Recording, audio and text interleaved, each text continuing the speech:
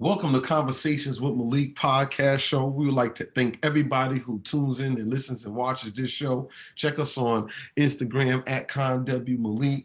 We're on Apple, iTunes, Stitcher, Spotify, Facebook, YouTube, Conversations with Malik, and we're going to get right to it. I'm here with Sister Amanda, sexual abuse survivor, former law enforcement, and an author. And she has a powerful, powerful story. And she's here with me. And whenever I get the chance and the opportunity, Amanda Dejanest, let me say it right. Whenever I get the opportunity to interview somebody who's willing to come on and be transparent, we appreciate, we honor you, because I know that I'm just a vessel, and this show is just about me being a vessel so you could tell your story. Thank you, Malik. And before we shout out, I would be remiss if I didn't say thank you, Sharon. Thank you for sending us your guests. Thank you for sending the people that you represent. Thank you, thank you, thank you. And how you doing, sister? Hello, Malik. I'm well, thank you. How are you? I'm good. And listen, I've been reading about you. You know, the reason why I do the show the way that I do it is because I also have a hell of a story growing up. You know, I've been through a lot of things, and a lot of the stuff I put myself through, it wasn't necessarily things that happened to me. It was things that I brought about, on myself. But look, listen, talk to me. Why did you want to tell your story and get your story out there? I wanted to tell my story because it's important for survivors and victims to know that they can get their power back. It's so important to have your power so that you can flourish in life. Yeah. And a lot of times when one goes through what I went through, the sexual abuse as a child, sexual molestation, and so many other different pains that you go through life, because when you're a victim of sexual abuse, especially as a child, you tend to suffer with other difficulties as you grow up. And a lot of times we think we're okay because we're making it. And in actuality, until you start talking about it and coming to terms with the fact that that is a part of you, you're not going to grow like you're supposed to. You're not going to get your power back. You're not going to feel safe. There's a certain freedom you need to feel within yourself in order to be who God wanted you to be. So here I am telling my story. So talk to me about the actual sexual abuse itself, and then we're going to get into how you misinterpreted it at times as love. Talk to me about it. When I was about between let's say 4 and 9 years old, I had a half brother that used to sexually abuse me. And the thing is, he was so comfortable in the home because he was our brother. No one suspected anything, and he was much older than I was. How old was he? At the time was in his late 20s. Wow. Yes, he was much older than I was. And the thing is, because it wasn't something that was talked about in the household, I didn't realize that I needed to tell. I was so young and so used to him sexually abusing me. I just never said anything, not knowing that it was something that shouldn't have been done. And there would be people in the household while all of this is happening, and they didn't suspect because, again, he was my brother. And one night, I locked the bedroom door and my sisters came in. I was on the bed with my newborn baby nephew.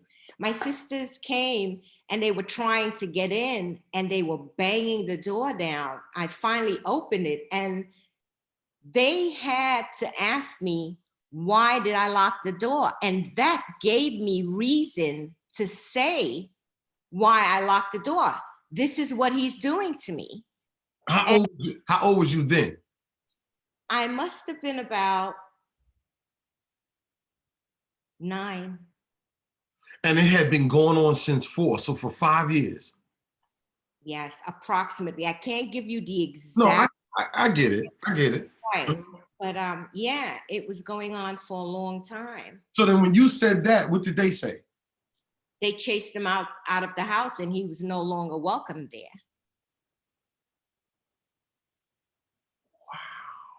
So they just ran right up on him.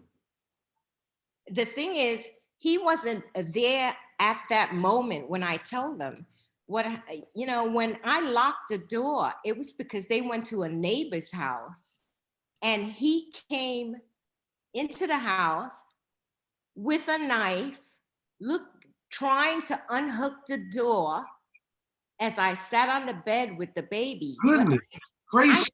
I heard him coming, and I, in fear, got up and put the hook on the door, hoping that he wouldn't get in. So I literally fell asleep in fear as he was trying to unlock this door with the knife. Right, because then if he would have got in at that point, it was really nothing you could do. I say to myself, God saved my life that night. So at times when he would come to approach you to do these encounters, it was just like you just felt hopeless. You were just like, okay, here we go again. Yes. Well, actually, not in the beginning. In the beginning, it just felt like, okay, this is what happens. I didn't have any fear because I didn't know I needed to feel fear. Right. But as I got older, it was uncomfortable. So I just didn't want him to do it anymore. Right. So I would try not to be where he was when he was around. And that's why I always say now, I say it's so important for us to have these conversations with our children. Sometimes we think they're too young to talk about certain things, but a simple thing like teaching your children body safety, teaching them their body parts by the correct name, teaching them body safety, letting them know it's okay to express the discomfort of someone touching them. Yes. It is so important. Wow. Yes. When you finally told them, what was that like for you? I mean, you must have. It was such a sense of relief. It was a sense of relief. I didn't even realize I could have felt that type of relief by telling, because I didn't realize it was something that should not have been done to me. Right. So just opening up my mouth, I felt like almost like I was born again. Like, oh, this doesn't have to happen. I can go outside and play, or I can, be around people and not feel like they're going to do that same thing to me. Right. And did you have like a general mistrust of just older men in the family, older men who were around you, or it was just with him? After he did it, and it's funny because after doing research, I realized they say when you're a victim of sexual abuse, the tendency for you to become a victim again, the percentage is higher, especially if you don't get the right help. So I would have to say that he was not the only one that sexually abused me as a child. I had so many different encounters from that incident on to in my teens, late teens. So it's But was it also with family members or just other people around the family? other people around the family, people that you would think were close friends of the family. and a stranger. But yeah, it's, if you don't get the right help for it, it can really be destructive to a person. Wow. Yeah. That brother, do you have a relationship with him to this day? No, he is no longer alive. Oh, And it turned out that he did the same thing to his girl children. Yes. And I was not here in this country at the time. I was born in Trinidad. So all of this was happening over there. oh my goodness. Oh my goodness. Yes. What would you say to a young sister, a young brother who has been through what you've been through? You're not alone. You didn't do anything wrong. Talk about it. Don't hide it. It's Mm, so important to talk about it. You would not believe, you would not believe the feeling of safety and freedom that you feel from talking about it. Talking about it helps you to process the fact that that is a part of you. Talking about it is a very important part of the healing process. mm, Talking about it gives you your power back. And it's time to break the stigma. Everybody, a lot of people, not everyone, I take that back. A lot of people still believe it is something you shouldn't talk about. Like, okay, don't tell anyone. No, it is something you should talk about, because the silence of it creates a blanket for the abuser to do it again to mm, someone else. Talk about it. And life is life is so much good, so much better than when, instead of carrying that 400-pound weight, when you talk about it and you send it out in the universe, you get to look at it over there. You don't forget it. yeah, You get to look at it when you want to look at it. yeah, yeah, You send it out in the universe, and you don't have all that weight to carry anymore. right, right, right. For me, writing was an outlet. So I started writing poetry when I was very young. I would write about anything that hurt me, that I was confused about, Mm, and it helped. I didn't know it was therapeutic for me at the time because I was so young. right. Turned out, after going to school, educating myself, getting into law enforcement, dealing with victims that had gone through the same thing, Right. I realized the writing for me was actually a therapy. Although I wasn't telling it to someone, Very I was therapeutic. putting it in that book. Very therapeutic. Hmm. And I realized the victims that I dealt with, when it was time for them to say what happened to them without judgment, Mm, they would feel so good. mm. Yeah, it's definitely talking about what we're going through, writing it down, having the experience of getting out what's within is very, very therapeutic. It's because those, the lie dies when it's exposed to the Yes, sunlight of yes, the truth, right? And a good friend of mine, he used to always say to me, Malik, you got to learn how to see the truth in the lie, right? And the lie is that, that I'm a piece of shit. I deserve for this to happen to me. If I would have did something different, this wouldn't have happened to me. Even though I've never been sexually abused, but that, I'm but you're hitting it all on the nose. I'm relating because life trauma is life trauma, right? And if you've been through some shit, you've been through some shit. And I've been through some shit, right? So, Yeah. and I know it tells all of us the same thing, but in Yeah. different ways, right? Yes, the embarrassment. Embarrassment, because I've also done things I was ashamed of. So Absolutely. We're it, yes.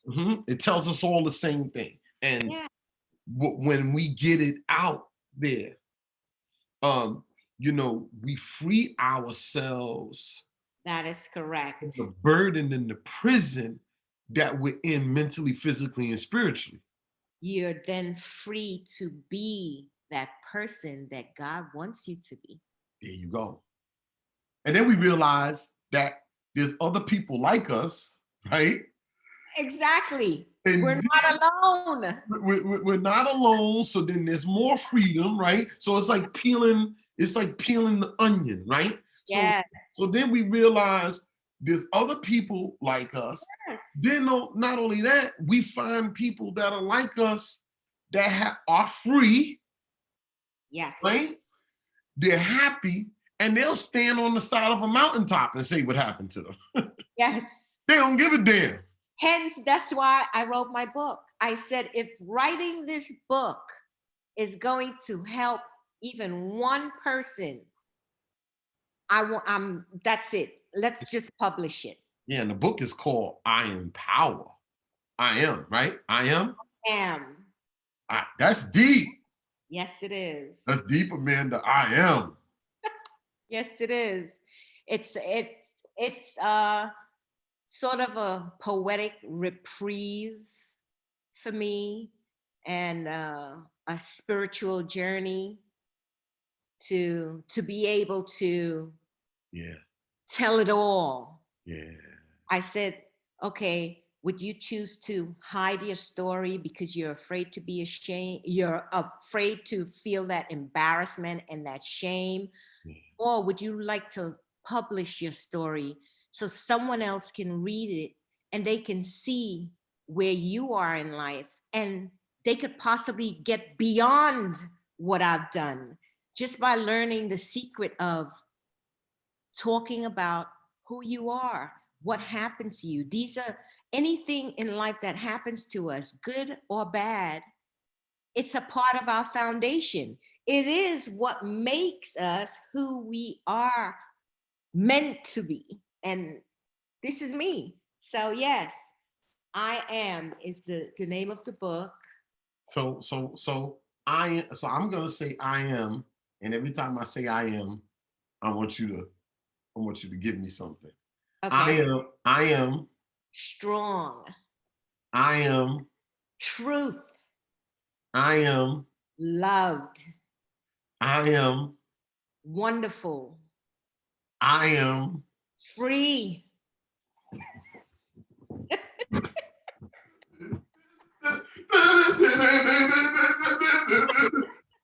That's right. Huh? Yes. Listen, I had to take it back to Baptist church on that one. I had to shout on that one. You know, I tell my kids, I say shame and embarrassment, that's an emotion we feel for a moment. Mm, That goes away. yeah.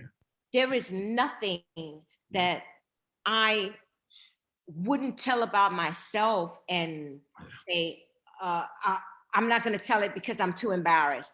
Yeah. No, I want to tell it because that's how the world turns. We learn from each other's his or her story. There's nothing that you could do with this information that I haven't done to myself or I haven't felt.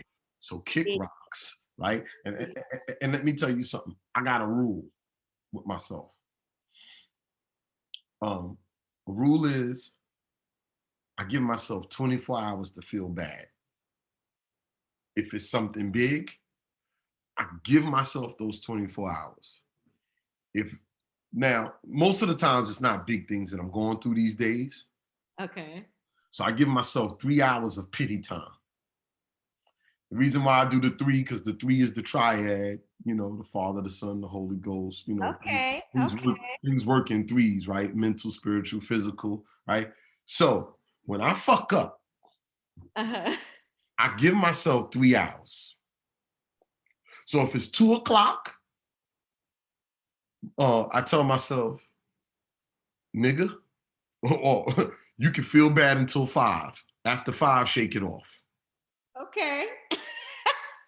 But the thing is, you built a method for yourself to get through it. I give myself, now I have tools that I use. I have people that I talk to. I pray and meditate. If I have to journal, a journal, I get still. I do my breathing exercises. So I have things that reference points of things that I know that work. I have people who I spiritually mentor in my life. So that helps me get out of myself. Very So I'm very, very rooted, but I lock myself. Sometimes people who are really rooted and we consider ourselves, spiritually in touch. Sometimes we don't allow ourselves, because we help so many people, we don't allow ourselves our time to be down, right? And be vulnerable. So I try to watch out for that trap, because I've seen some spiritual giants do that for so many years, and then they go into a deep depression because burnout. Yes. Yeah, burnout is real. It is real. Gotta have that me time.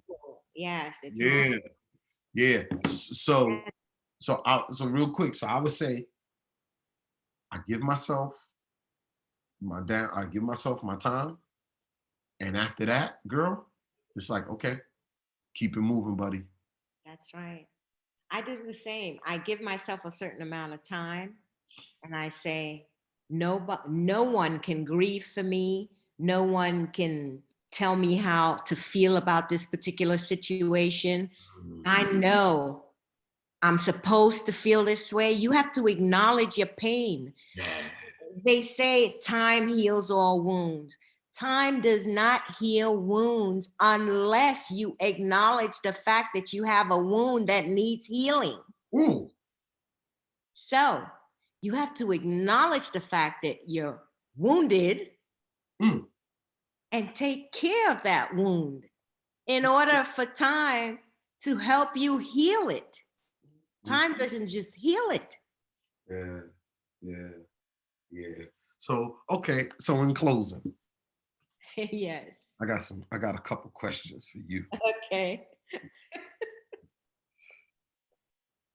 You're on a deserted island. Yes. Like that movie with Tom Hanks, when he was on the island. Okay. But in this case, you're never going to be around humanity ever again, right? Okay. And a black genie comes out of the bottle, and he's going to give you one request for everything. So we're starting out. So he asks you, what's your one meal? You get this one meal, you got to eat it for the rest of your life. What's the one meal?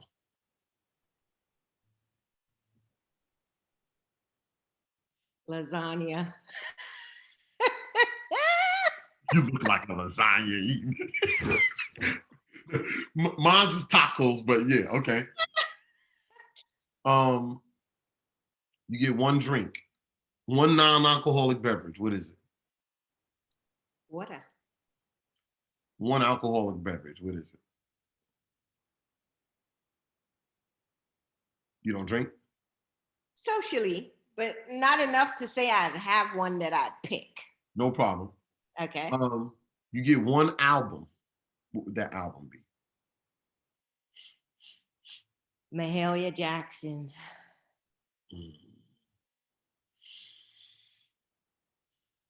You get one fruit. What would that one fruit be? An apple.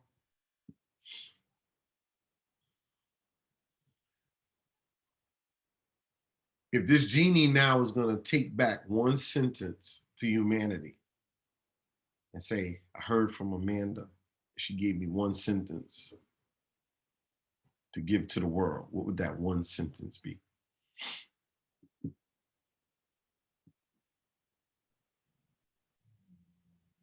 Pay attention to what your children are saying to you.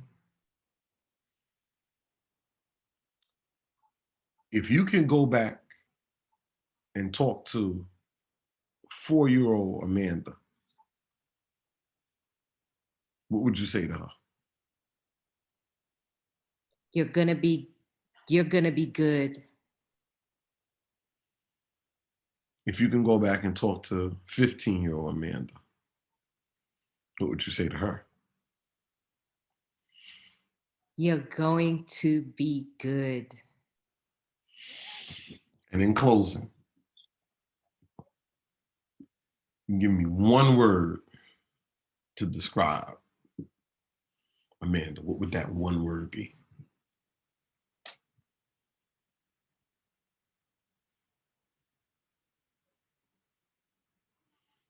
Mm. Faithful. Mm. I love asking people that question. I, I love the moment when they're thinking about Do it. you get that long? I love it. I love it. I want you to tell everybody how they can find you. They can find me by visiting my website, www.i-am-anda.com, or you can visit my Facebook page, i-am-anda.com. And please buy the book, support her. I am. She is wonderful. She is powerful. She is strength. She endures. Okay? And she's a beautiful, wonderful sister that was just on Conversations with Malik. I would like to thank you. I'm honored to have had you. Thank you so much for having me. I love what you do. Thank you. And we're in the show in our normal fashion. Brother Malik loves you, and there's nothing you can do about it. Peace.